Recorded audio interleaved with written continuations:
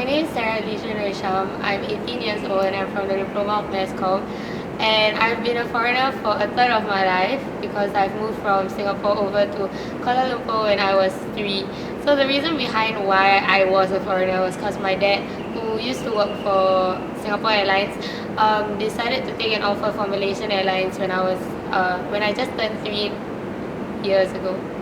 And hence we moved and packed our bags over to Kuala Lumpur where I started my childhood. So my childhood basically started in Kuala Lumpur and my childhood doesn't come from Singapore. Okay. Hi Ali.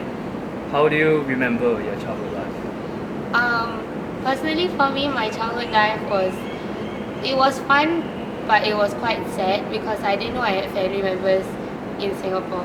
Like I would just hear about them, but I would never like actually see them in person. I won't actually see them in person.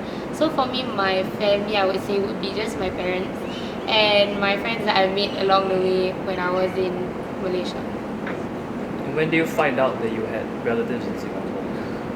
My grandparents came over when I was 5, and then I was being like me. I would like ask my mom who are these people.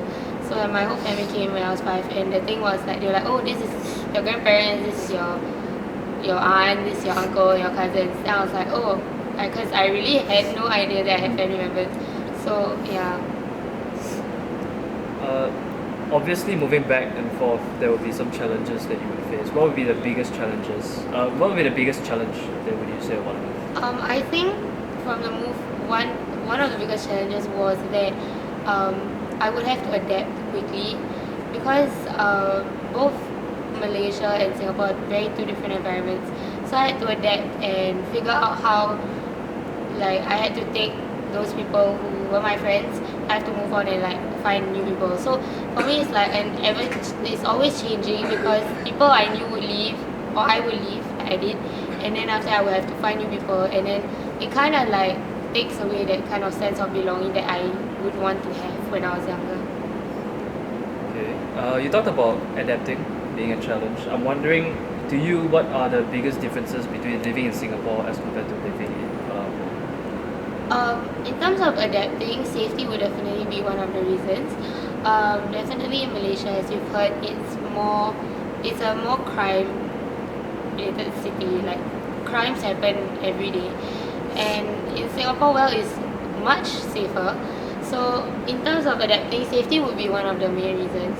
Because being a small girl living in Kuala Lumpur, it's easily like people will take advantage of you easily. So I guess safety kind of like is one thing I feel I had to get used to more often because when I was there I had to make sure everything was safe and like I didn't dress too much, so I had to just be very modest about it. Yeah. Did you have any issues with the safety there? I mean, have you ever been victim to these crimes before? Once when my parents were buying shoes, I decided to walk out of the shoe shop and stare at a pillar that had like this really cute bunny on it. And then 5 minutes later, some guy came up to me asking me to follow him. Oh my god. And I said yes. What? Until my mom walked out of the door and was like, that's my daughter. And then she just pulled me back inside. Because like, I mean like being young, you obviously be very gullible. Yeah. So Barney, yes. It's because of Barney. Okay. Looking back now, what do you feel about the move, about staying in Kuala Lumpur for so long? How do you feel about that? But I guess for me, what I felt was I felt a sense of achievement. Yeah, really weird. Okay, like I feel it's achievement because like how many people can say that they've stayed in another country for considerably a long time, especially like not knowing that like it was like an unknown term like how long I would be staying there. So for me, it was like an achievement. Like, oh, I've actually stayed in a country that is quite dangerous at such a young age, and nothing has happened to me, thankfully.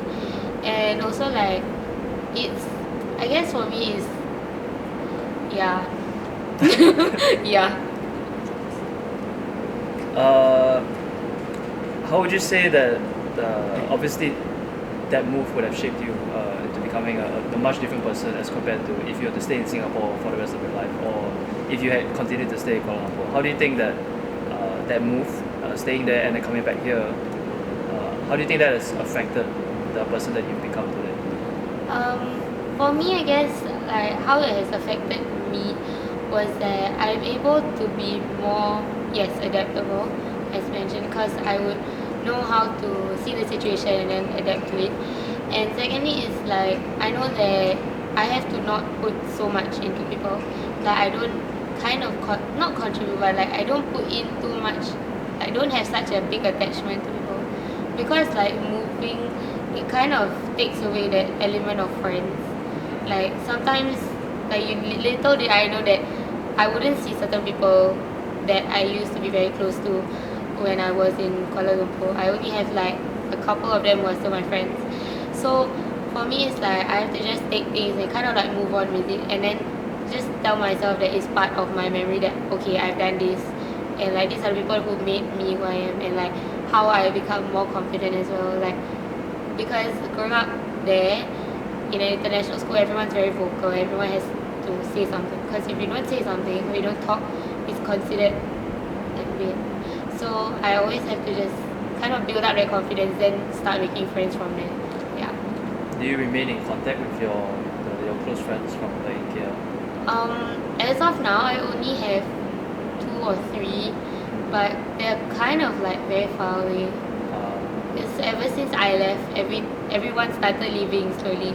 So like my really best friend is now in the UK, Oh wow. and then my other friend, he moved back to the UK and then he moved back to Malaysia. So now he's back in Kuala Lumpur as well. And then my other friend moved to Australia and Korea. So it's kind of everyone's everywhere, and I only know where they are, but I have not actually seen them. Like the last time I saw my best friend in UK was 2011, 2012. So it's been a while. But I mean, everyone kind of moves, and like you move on with life lah. Yeah. Well, I hope you can make friends that stick. Yeah, thank you for your time. Welcome. And